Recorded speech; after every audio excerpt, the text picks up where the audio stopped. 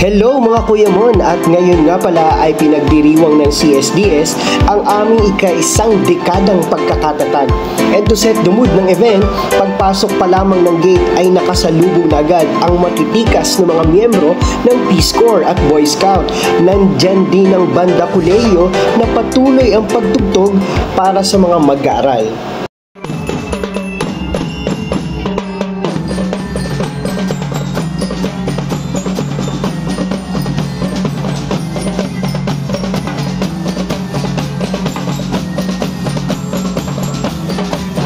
Talaga namang pinaghandaan sadya ng iba't ibang miyembro ng komunidad ng CSDS ang araw na ito.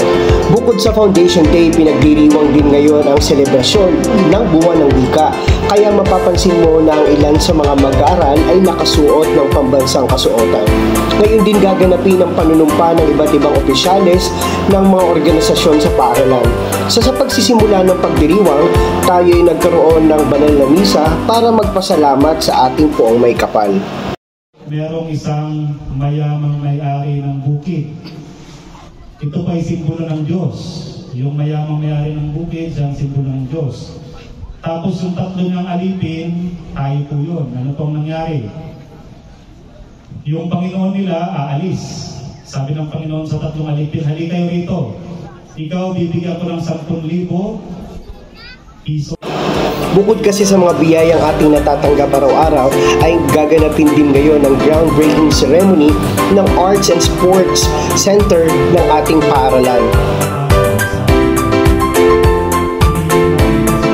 Nagkaroon din ng isang salo-salo na ginanap naman sa 3rd floor ng new building para sa mga guro at kawani ng paaralan.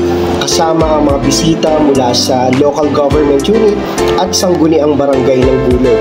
Maging ang mga opisyalis din ng SSC ay nagkaroon ng munting salo-salo.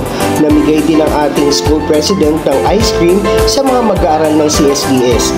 Naalala ko nga pala, sineselebrate din nga pala ngayon ang birthday ng presidente ng aming paaralan. Nung kinahaponan naman, ang lahat ay nagsama-sama sa Barangay Gulod Covered Court para naman masaksihan ang patimpalak sa pag-awit, gayon na rin ang lakan at lakambini ng Buwan ng Wika. Makikita sa mga ngiti at saya ng mga mag-aaral kung gaano sila kagalak sa mga naganap na mga pagdiriwang ngayong araw na ito. Hanggang sa susunod uli nating pagsasama. Bye-bye!